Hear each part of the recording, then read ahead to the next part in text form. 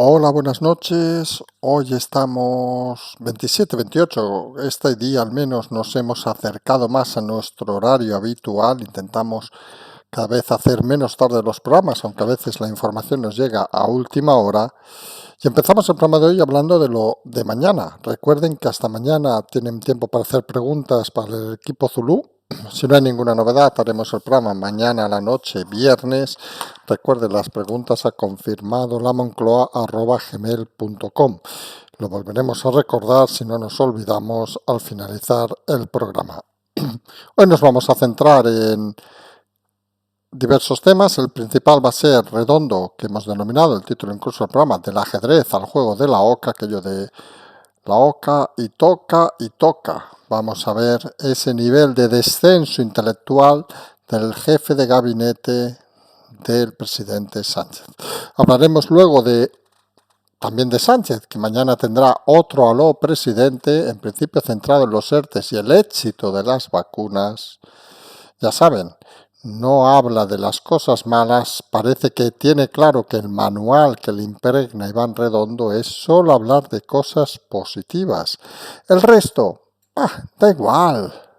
Él sigue viviendo a cuerpo de rey y él sigue creyéndose el mejor de la clase. Y en la clase, en este caso en el PSOE, sigue habiendo la lucha interna con toda la nueva problemática que parece está cada vez más intensa. Esa es la realidad del PSOE de la que vamos a hablar. El tema de los indultos parece que es otro elemento que no acaba de convencer dentro del Partido Socialista.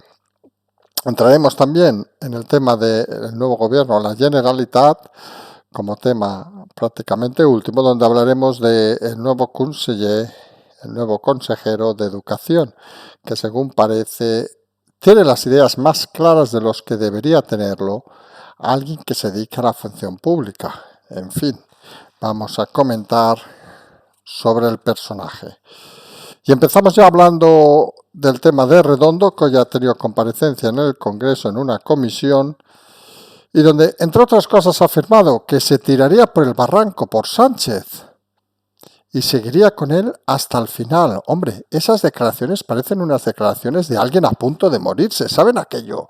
El general Caster allí en Little Bihor o los últimos de Filipinas, cualquiera de estos, que parecía que tenía que literalmente golpearse en el pecho como hacen otros y decir yo estoy aquí hasta la muerte, que hasta la muerte no nos separe. Parece también aquello de, creemos que era Olivia de Havilland en aquella película de los años pasados, donde parecía que los personajes, lo que el viento se llevó, tenían siempre que intentar no solo ser, sino parecer fieles a lo que fuera. La sensación que Iván Redondo ha pasado lo que hemos dicho, de jugar al ajedrez, pasó por las damas, flojo jugador, pasó al parchís, allí demostró que todo depende de suerte y ha acabado en la oca y tiro porque me toca, porque realmente es el recorrido que ha hecho habitualmente Iván Redondo en sus otros cargos. Así hizo en Extremadura, así hizo en el País Vasco. Empezó con fuerza y luego, cuando se confundió creyendo que él era el poder, que él era lo máximo, pues pasó lo que pasó. La experiencia de Extremadura es clara, la experiencia aquí del PSOE será seguramente igual de clara. Sorprende de que diga que seguirá hasta el final, porque vamos, en una estructura normal, un asesor, por mucha confianza que sea, luego del trastazo que se dio en Murcia, debería haber sido cesado. Porque lo de Murcia ha sido el inicio de toda esta modelo político actualmente que tenemos en España, ha sido el cambio fundamental de la tendencia del partido, del gobierno, ha sido el momento que ha hecho que Pablo Iglesias desaparezca del gobierno, ha sido el momento que ha hecho que ese viento tranquilo que les obligaba a hacer poco esfuerzo, que donde tenían atada la oposición de la mano de el imberbe Casado, pues ese error de Murcia pues ha hecho que todo cambiara. Lo hemos dicho ya Lo hemos repetido en más de una ocasión, Murcia, Ceuta y veremos si Andalucía o Cataluña, pero la tercera parece que está claro que hay muchos que no van a dejar pasar nada más. Dice el ínclito Redondo en su comparecencia frases que pueden dejarnos sorprendidos, por llamarlo finamente. Habla de la NASA española. No sabemos si va a poner al astronauta ministro a pilotarla, pero realmente uno no acaba de entender en un país que necesita el dinero externo para sobrevivir, que sin el dinero externo de Europa no podría pagar ni los ERTEs, parece que sea una fantasía plantearse algo como la NASA española. Algunos creemos que desconocen de dónde sale el dinero y sobre todo desconocen cómo gestionar el dinero. Se nota que su paso por la empresa privada ha sido cero o escaso. Es como aquel chiste de he ido a Nueva York 0 o una vez. Es decir, que parece que ni lo saben. Y la realidad es que mientras una parte del país, una parte sobre todo de empresarios, de autónomos, de trabajadores, se muere de hambre, el director del gabinete del presidente vive en un mundo de fantasías. Y es triste, pero es la realidad. Luego habla del que hay que afrontar en Cataluña un liderazgo valiente para arreglar lo pasado. Y uno piensa, ¿lo pasado qué es? Cuando delante del innombrable Quim Torra reverenció Iván Redondo, porque claro, esa reverencia es un hecho indómito, es un hecho vomitivo, que demuestra que el personaje es menos de lo que parece y que está crecido por ciertos medios que le dan más pábulo del que realmente tiene. Cualquier personaje mediocre de la política española seguramente, con el poder que le ha otorgado Sánchez, haría bastante más y sobre todo trabajaría de forma más inteligente. El fracaso de Murcia, que es directamente achacable a su gestión, el fracaso de Ceuta, que es indirectamente achacable a su gestión, y el potencial fracaso en Andalucía o Cataluña, parece que deberían ser suficientes para que un personaje oscuro al que nadie ha votado vaya dando lecciones no solo de democracia, sino lo peor, de liderazgo. Hombre, debería Redondo preguntarse por qué su asesorado, su presidente, es capaz de perder 30-40% de los hipotéticos diputados en apenas una legislatura. Los resultados son los que son. Y no solo hay que ver las encuestas, hay que ver los resultados efectivos. Galicia, Cataluña, Madrid, País Vasco. Con esos resultados, en esas comunidades clave, está claro que el PSOE no vuelve a gobernar. Y sorprende, por tanto, que tenga la atribución Redondo de darse el poder de decir que irá con el presidente hasta el final y que irá por el barranco por Sánchez. Hombre, si Sánchez tuviera una media de inteligencia normal, que algunos tenemos en duda hasta esa calidad, seguramente lo echaría de pataditas en la calle, porque lo único que ha demostrado Redondo es que sabe sumar. Hizo la aritmética para llevar a las elecciones, luego ha construido un gobierno paralelo con el mayor gasto en la historia de la democracia en asesores. ¿Para qué? Para hacer un escarnio en Murcia, un fracaso universal, un fracaso que hablarán los libros de historia, porque recordarán que la caída del gobierno de Sánchez se inició en Murcia. Luego fue Ceuta con el apoyo del rey de Marruecos, como hemos indicado, y luego, pues miren, depende de las prisas de unos y otros, podrá ser o Cataluña con ese follón monumental de los indultos, o podrá ser Andalucía con esas elecciones donde lo gracioso es que el PSOE, que no parte como favorito, ya entra dividido. Entra en unas primarias a sangre y navaja, que vamos a ver qué resultado tienen a mediados de junio, y vamos a ver cómo se implican en las posteriores elecciones andaluzas. La realidad es que Redondo ha vuelto a fracasar y está claro que cuando uno fracasa una vez, como fue el caso del País Vasco, fue el caso de Extremadura, siempre puede tener una segunda oportunidad, pero cuando uno concatena el mismo error en un lugar, en otro, solo hay que leerse los diarios de la época de Extremadura, donde el personaje llegó a atemorizar a todos los medios de prensa, pues imagínense qué tipo de fracaso debe estar gestándose para que se atreva a decir que se tiraría por el barranco con Sánchez y seguiría con él hasta el final. Fíjense que hasta Redondo ya habla del final, cosa que otros no habían ni citado. Y esa es la realidad de ese asesor, ese director de gabinete de Pedro Sánchez, que realmente algunos creemos que ha tomado más decisiones de las que le pertocan como director de gabinete y que ha ninguneado a la figura del propio presidente, confirmando la baja autoestima de este y la baja calificación moral del presidente Sánchez. Si hay alguna responsabilidad en este gobierno de Sánchez, algunos tenemos claro que debe exigirse también a Iván Redondo. Iván Redondo no es un personaje que ha pasado por ahí como si nada, sino que es un personaje que se ha apropiado tanto de la imagen del Partido Socialista ante el disgusto de muchos varones, como de la imagen del gobierno.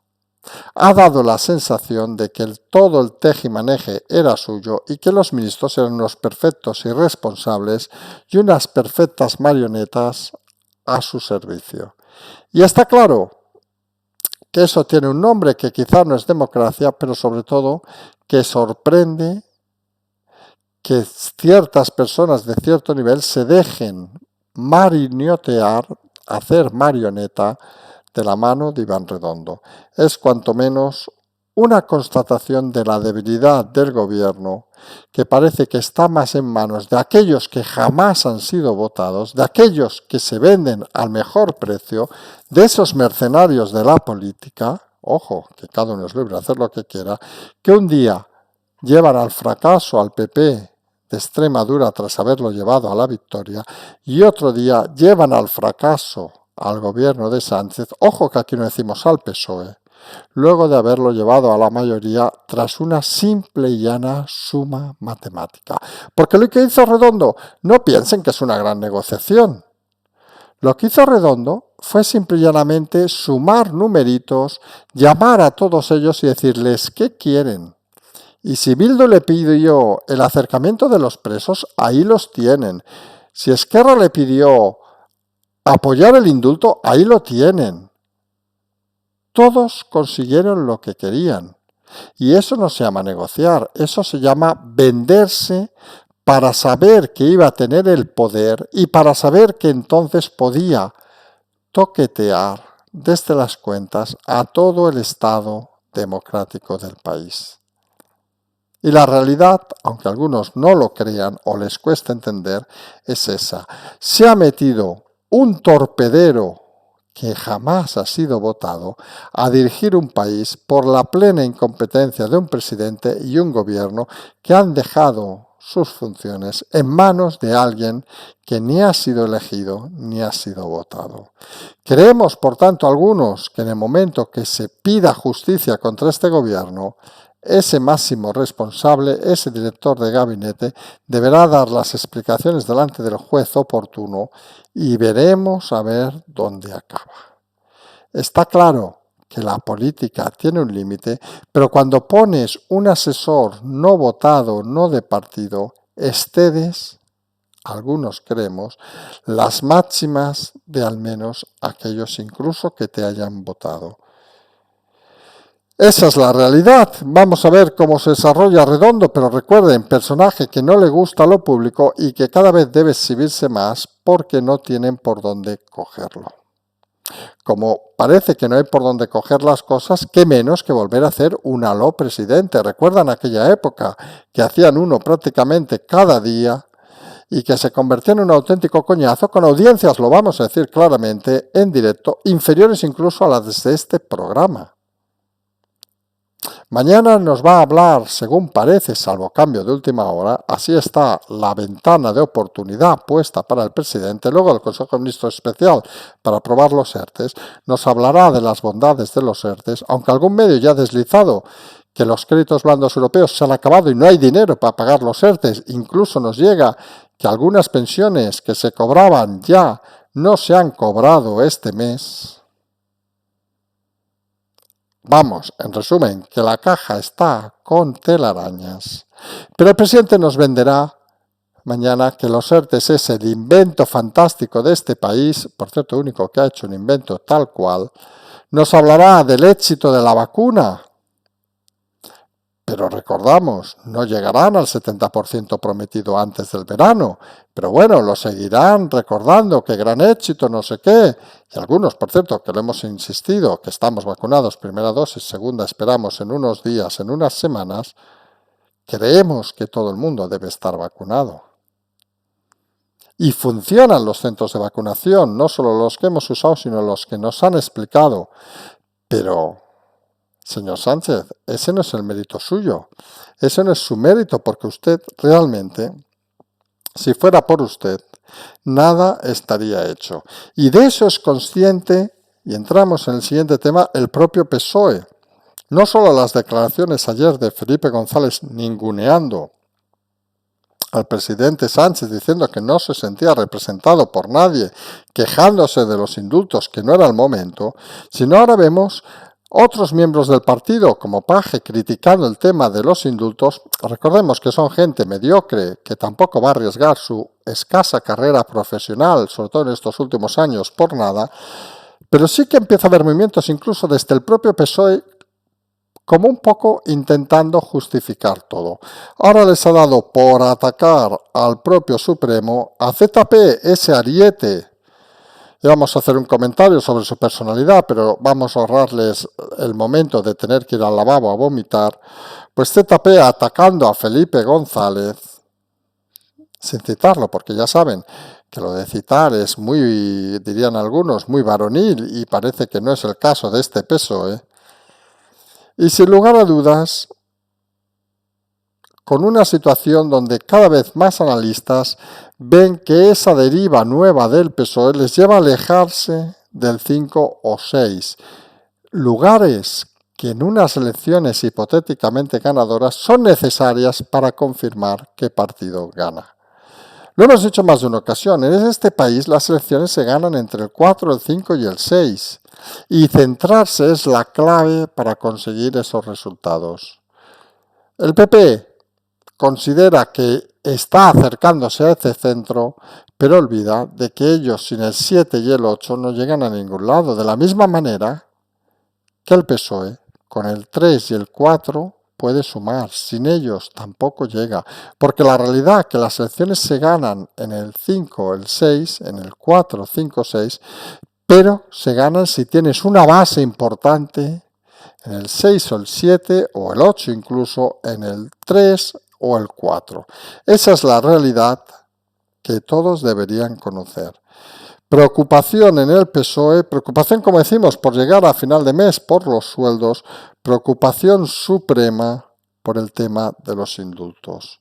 Recordemos que Vox ha dicho que se querellará contra el Consejo de Ministros en pleno en caso de aprobar los indultos.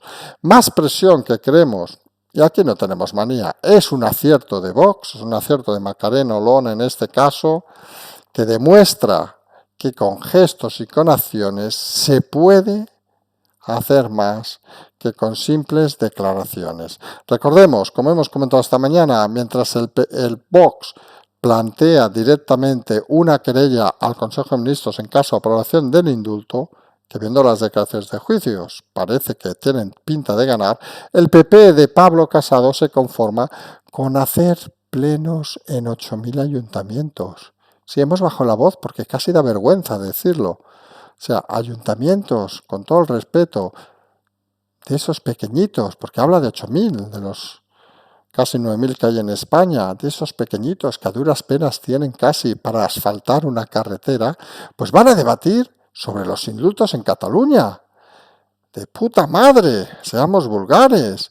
un ayuntamiento, y decimos con todo el respeto, del interior de Soria, del interior de Lugo, del interior de León, del interior de Cáceres, va a discutir, en vez de sobre el planteamiento y que mejore el nivel de vida de sus vecinos, sobre los indultos en Cataluña. Hombre, Casado, Pablo, joder, se nota que has hecho el máster de Harvard y todos esos en Aravaca o en algún lado cerca de la capital, porque las tonterías, Pablo Casado, se acaban moviendo un poco el culo, trabajando, esforzándote y viajando.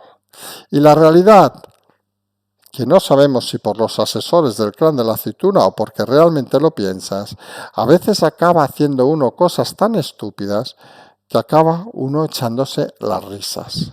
Lo peor, que uno podría decir, mira, pero es que esto lo hace por buena fe, porque es buen chaval, no sé qué, etcétera, etcétera, etcétera. Y claro, uno constata lo que sale filtrado hoy en algún medio ya de la intención de cargarse al máximo representante del PP en Cataluña, Alejandro Fernández, por sus negativos resultados en las elecciones. Recordemos, sacó 3, cuando encuestas 2 meses antes planteaban 10 o 15 diputados. Y claro, uno simplemente plantea una cosa, Pablo, sacó 3 porque te presentaste tú en Cataluña todos los días a incordiar, a molestar y a hacer perder el recorrido que había obtenido Alejandro Fernández. Es cierto que Alejandro Fernández no fue capaz de imponer respeto y seguramente por eso debería simplemente ser cesado. Pero de eso a culpabilizar a alguien cuando la campaña la ha hecho el propio Casado es cuanto menos ridículo. Fíjense que donde no hizo campaña Casado, Feijóo Galicia, Ayuso Madrid, los resultados confirman que sí que hay una oposición cierta al gobierno, pero que no la encarna ni mucho menos Pablo Casado. Mientras, tenemos en Cataluña más historias de esas para no dormir. Hoy resulta que ha enviado una carta entre ayer y hoy el consejero de la Generalitat de Educación, diríamos el nombre, pero vamos a ser sinceros, son tan mediocres que no sabemos ni sus nombres. Y no hay ningún problema, ponen en internet, seguro que les aparece. Pues ha enviado una carta a todos los profesores de Cataluña, miles y miles, que ha finalizado hablando de la nueva Generalitat republicana, que hay que avanzar en ese aspecto. Hombre, yo creo que hay que decirlo con claridad.